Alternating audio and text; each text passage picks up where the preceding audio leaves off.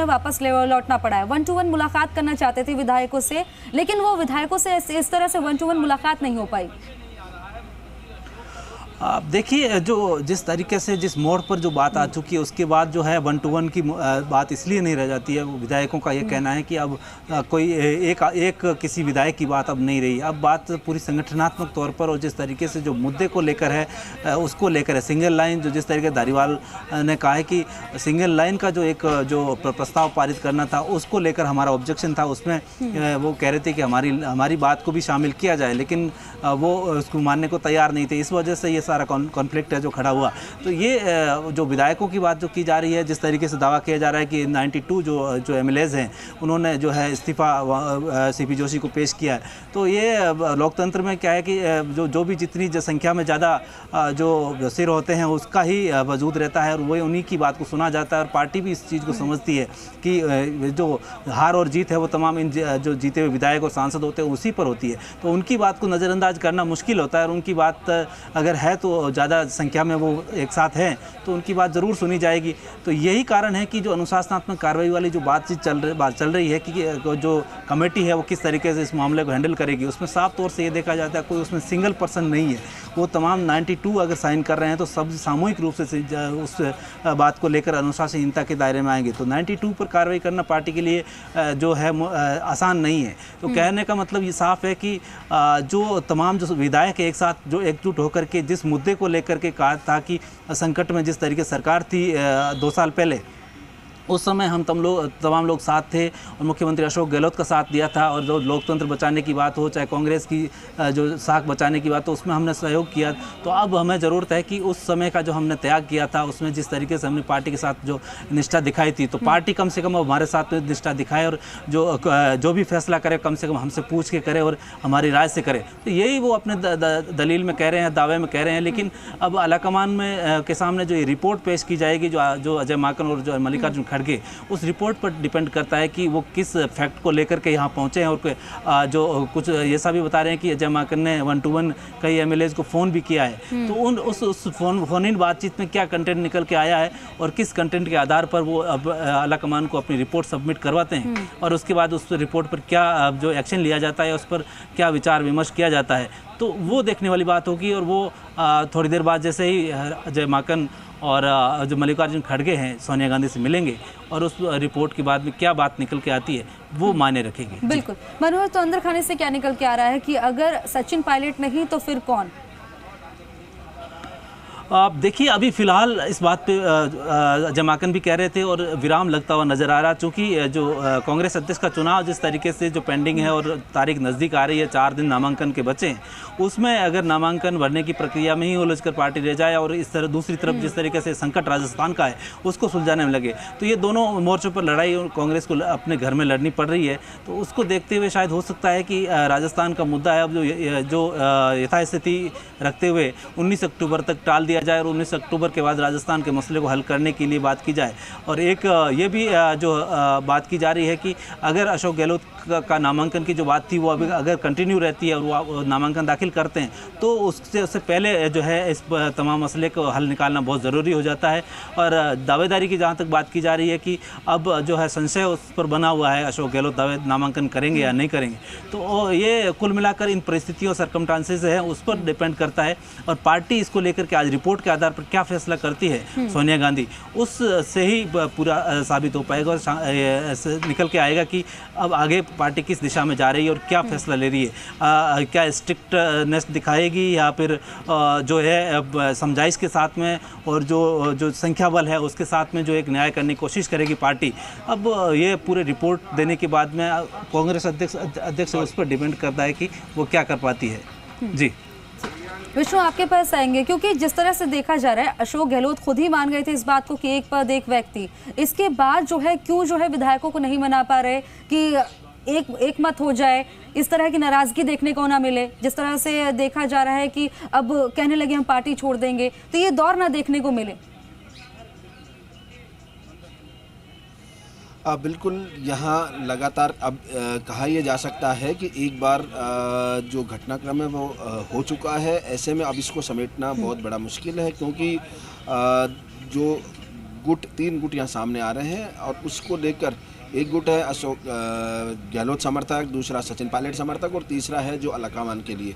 हालांकि जो यहाँ पर कल धारीवाल के घर इकट्ठे हुए थे विधायक, उनमें से कुछ विधायकों ने आज कहा है कि वो किसी भी गुट में नहीं है और वो अलकामान के साथ हैं और वो हैं, और उन्हें फ़ोन करके, क्योंकि मुख्य सचेतक की ओर से बुलाया गया था, पार्टी सचेतक की ओर से, इसलिए वो यहाँ पर चले आए।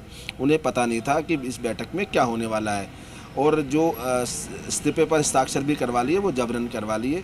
ऐसे में अब संशय की स्थिति ये बन रही है। वहीं दूसरी ओर ये बाढ़ में विधायकों के इस्तीफे की बात कर रही हैं, तो कह रहे हैं कि बाढ़ में विधायकों ने अपने इस्तीफे दिए हैं और बाढ़ में विधायक यहाँ मौजूद थे शांति धारीवाल के घर। तो सबसे बड़ा सवाल ये होता है कि जहां CMR में बैठक होने वाली थी वहां करीब 40 विधायक जो थे, परशुराम मोरदिया सहित जो पुराने, नरेंद्र बुडानिया सहित जो पुराने विधायक हैं, वो 40 के लगभग वहां, जिसमें सचिन पायलट गुट के विधायक भी थे, कुल मिला के लगभग 40 के आसपास थे। और कुछ विधायक, विश्वेंद्र सिंह जैसे विधायक कल आए नहीं, इसके अलावा कुछ विधायक हैं और कुछ बाहर थे। तो ऐसे में बाढ़ में का आंकड़ा कहाँ से हो रहा है, ये भी एक समझ से परे की बात है। हालांकि जो प्रदेश प्रभारी अजय माकन जो ऑब्जर्वर के तौर पर यहाँ आए थे, वो भी कह चुके हैं कि अभी कितने विधायकों ने इस्तीफे दिए वो इनकी जानकारी में नहीं है और ये सामने बात नहीं आई है। लेकिन अब यहाँ पर दबाव कैसे बनाया जाए उसको लेकर हो रहा है, और वहाँ जो कुछ विधायक है वो बता रहे हैं कि अभी उनका जो भरोसा है वो अलकामान में है। वो बिना उसे किसी सोचे समझे, क्योंकि सचेतक ने फ़ोन किया था इसलिए बैठक में आ गए थे, तो अब वो अपने इस कदम से विड्रॉ कर रहे हैं। अब देखने वाली बात होगी कि धीरे धीरे कितने विधायक इस पूरी जो घटनाक्रम हुआ है उससे अपने आप को विड्रॉ करते हैं, दूर रहते हैं, या कितने इसके साथ डटे रहते हैं, ये देखने वाली बात होगी। और इसी को लेकर अब मशक्कत चल रही है। कुछ विधायकों से बात भी करने की कोशिश की। अब मीटिंग में जब यहाँ से निकल रहे हैं शांति धारीवाल के से, तो वो आवाज़ से निकलने वाले विधायक अभी बात करने के मूड में नहीं और बात भी नहीं करते, कोई जवाब नहीं दे पा रहे हैं, वो चुप्पी साध रखी है। ज़्यादातर जो मंत्री विधायक हैं उन्होंने चुप्पी साध ली इस पूरे घटनाक्रम को लेकर, कोई कुछ बोलने के लिए तैयार नहीं है। लेकिन सवाल यही उठता है कि घटनाक्रम हो चुका, अब इसको कैसे समाप्त किया जाए, कैसे पटाक्षेप किया जाए इस पूरे घटनाक्रम का। इसी को लेकर AICC के जो पदाधिकारी हैं वो वहाँ मंथन करेंगे। वहीं यहाँ पर जो नेता हैं वो लोग भी सोच रहे हैं कि किस तरह से इसको मंथन किया जाए। हालांकि एक बात साफ है कि अगर मुख्यमंत्री अशोक गहलोत कल एक लाइन का दिशा निर्देश देते तो ये पूरा घटनाक्रम होने से बच जाता। ये सियासी हलकों में चर्चा है, लोग सब यही मान रहे हैं। यानी कि विष्णु, साफ तौर पर ये देखा जाए कि अगर अशोक गहलोत अभी भी चाहे तो मना सकते हैं।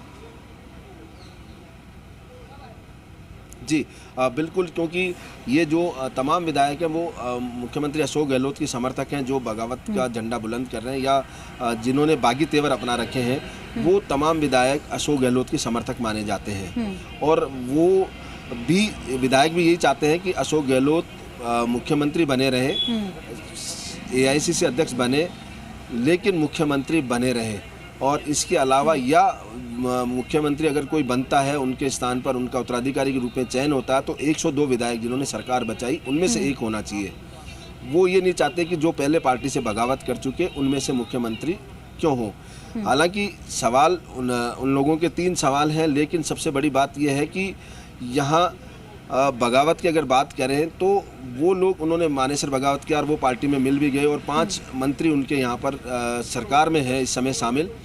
तो मुख्यमंत्री से गुरेज क्यों कर रहे हैं? दूसरी ओर उन लोगों ने अगर बगावत की तो ये लोग क्या कर रहे हैं? ये तमाम सवाल यहाँ पर जो सियासी हलके हैं उनमें तैर रहे हैं, और उसी को लेकर जवाब अभी फिलहाल कोई नहीं दे पा रहा है। इसको सभी चुप्पी साधे हुए हैं। जी विष्णु, क्योंकि कल सचिन पायलट भी CM आवास गए थे, क्या वो अपनी बात सही तरीके से नहीं रख पाए, या क्यों अभी भी नाराजगी देखने को मिल रही है? क्योंकि वो तो CM आवास भी गए थे।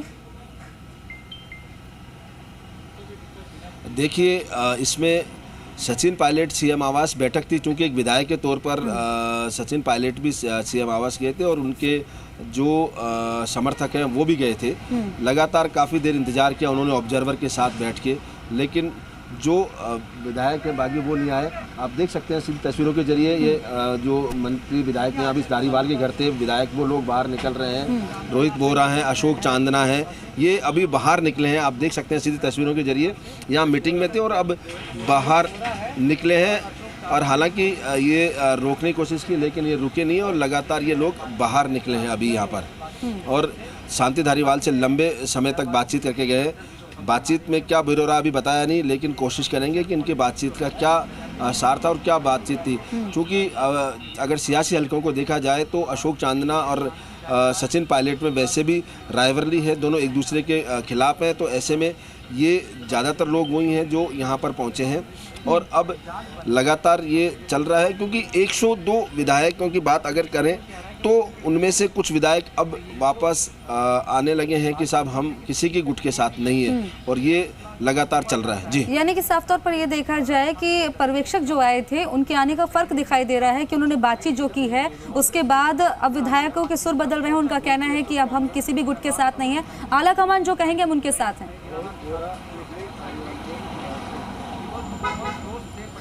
बिल्कुल, क्योंकि ये अलाकामान को लेकर अब सब कहने लगे हैं धीरे धीरे। जो बागी गुट है वो भी कह रहे हैं कि हम अलाकामान की बात मान लेंगे, लेकिन ये बात नहीं मानेंगे कि यहाँ पर बागी सदस्य कोई भी हो, बागी गुट जो था उसका कोई मुख्यमंत्री बने। इसको लेकर वो अपना विरोध दर्ज करा रहे हैं। बाकी वो कह रहे हैं कि जो शेष 102 हैं उनमें से किसी को बना दे, उन्हें कोई ऐतराज़ नहीं है। ये शांति धारीवाल का वीडियो भी सामने आया था और उन्होंने कहा था बयान में कि 102 में से किसी को बनाए, किसी को कोई ऐतराज़ नहीं है, कोई विशेष उनकी पसंद नहीं है, लेकिन वो ये चाहते हैं कि उनमें से नहीं बने। लेकिन शांति धारीवाल हो या कोई बागी विधायक, उनसे केवल ये सवाल जब किया जाता है कि वहाँ मानेसर जो गए थे विधायक, उनमें से 5 अभी कैबिनेट में मंत्री हैं, 5 मंत्री हैं या मंत्रिमंडल में शामिल हैं। जब उन्हें मंत्री बनाया जा सकता है तो मुख्यमंत्री क्यों नहीं? क्या नजर बनाए रखिए, आपसे अपडेट लेते रहेंगे। मनोहर, आपका भी खबर पर जानकारी देने के लिए बहुत बहुत शुक्रिया। तो आपने देखा कि अभी तक ये साफ नहीं हो पाया है कि कौन बनेगा मुख्यमंत्री, और इसको लेकर लगातार संशय बरकरार है और राजनीति भी पूरी तरह से गरमाई हुई है। ऐसे में विपक्ष भी इसका पूरी तरह से फायदा उठाना चाहता है, लेकिन अभी सवाल यही बना हुआ है कि कौन बनेगा राजस्थान का मुख्यमंत्री।